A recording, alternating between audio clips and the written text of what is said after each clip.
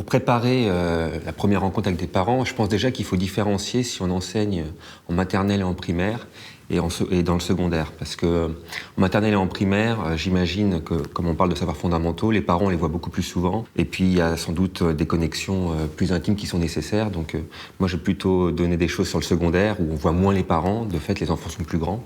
Et du coup, la première fois qu'on va les voir, en plus, c'est souvent pour des mauvaises nouvelles. Donc oui, ça peut être un problème. Déjà, je pense, c'est bête à dire, mais faut être souriant et aimable.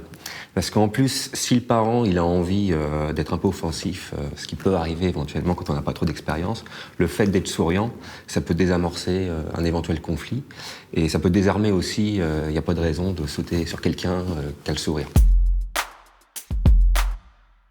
Il faut être personnalisé dans la réponse qu'on a, c'est-à-dire que dès qu'on dit quelque chose sur un élève, en bien ou en mal, il faut peut-être même avoir des anecdotes à raconter sur ce sujet-là, des choses précises qui montrent en fait que l'enfant dont on parle, l'enseignant le connaît. Et en plus, rester factuel, jamais avoir des phrases un peu générales ou du style « il réussira jamais » ou « il est pénible », de manière uniforme, parce qu'ils sont jeunes encore, ils peuvent changer.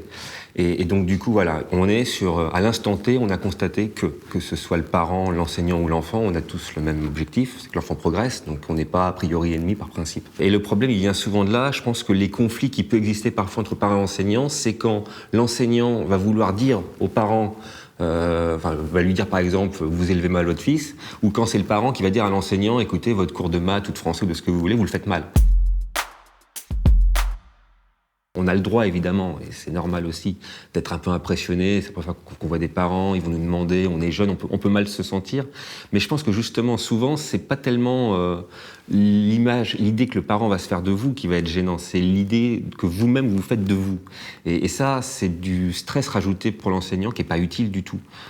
Il est là, qu'il ait 25 ans ou 55 ans, ça change rien, d'autant plus que c'est vrai que les jeunes profs, par définition, manquent d'expérience, mais l'avantage qu'ils ont, c'est qu'ils ont le système scolaire plus frais dans leur tête. Et encore une fois, voilà, si on est aimable, courtois avec les parents, qu'on leur parle pas comme à un élève, et puis qu'on se présente normalement, voilà, vous l'accueillez, vous vous présentez, il n'y a pas de raison de douter de votre compétence si vous parlez bien, si vous savez ce que vous voulez dire, et si vous le dites bien.